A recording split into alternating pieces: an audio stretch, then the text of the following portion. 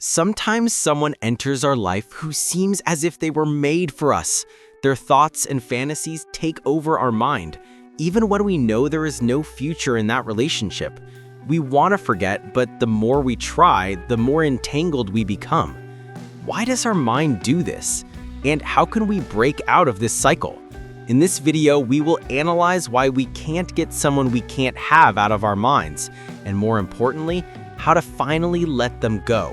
Stay with me until the end of the video because you may realize that what you've been looking for is inside you, not in that person. Understanding the psychological reason for mental fixation. The first step to release is understanding the cause. When we can't have someone, our mind experiences a psychological scarcity. Anything unattainable becomes more valuable in the mind. The mind mistakes absence for wanting more. In reality, you are not attached to that person, you are attached to an emotion you feel when thinking of them, a sense of hope, excitement, fantasy, or meaning. When you understand this, control returns to you. Accept reality, don't fight it. The more you try, I must not think about them, the more you end up thinking about them. The human brain cannot eliminate a thought by force. The only way is a calm acceptance of reality. Say to yourself, I love them, but I cannot be with them, and this is part of my life. This simple sentence takes the mind out of resistance.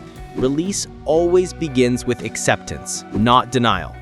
Break repetitive mental loops. Dependency thoughts act like loops. You replay imaginary conversations, memories, or what-ifs again and again. To break the loop, you must change the mental path. Each time the thought appears, consciously stop and do a physical action. Deep breathing, taking a walk, writing, or even changing your posture. The brain needs to learn that thinking of them equals a new action, not staying stuck. Restore meaning to your own life. When someone occupies your mind too much, you unconsciously give them all your psychological energy.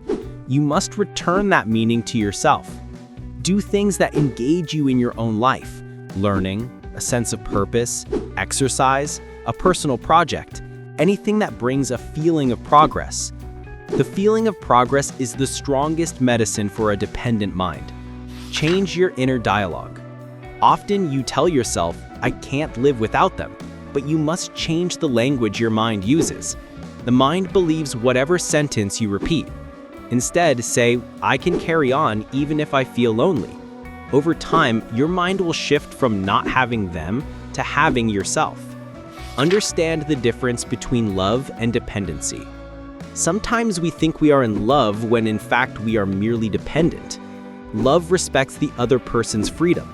Dependency is the fear of their absence. When you feel emptiness when they are gone, that is not love, it is a sign of an inner lack. When you fill your inner world, your need for someone else's forced presence decreases. Time and distance, the hidden healers. No mind is freed in just a few days. Time allows the brain to build new neural pathways. During this period, cut off unnecessary contact, like checking social media or photos. Each time you resist and don't look, your brain's dependency weakens. Time doesn't kill love, it reveals reality. Turn pain into personal growth. Every emotional pain can become a step toward growth. When you lose someone, you actually rediscover a part of yourself. Use this experience to learn about your emotional needs. Ask yourself, why was I attracted to someone I couldn't have? The answer to this question will lead you to a stronger version of yourself. Letting go of the thought of someone you love is not forgetting, it's learning how to experience love without dependency. If someone wasn't right for you, perhaps their lesson was right. Remember, each time you move past the past, you come closer to a future you truly deserve.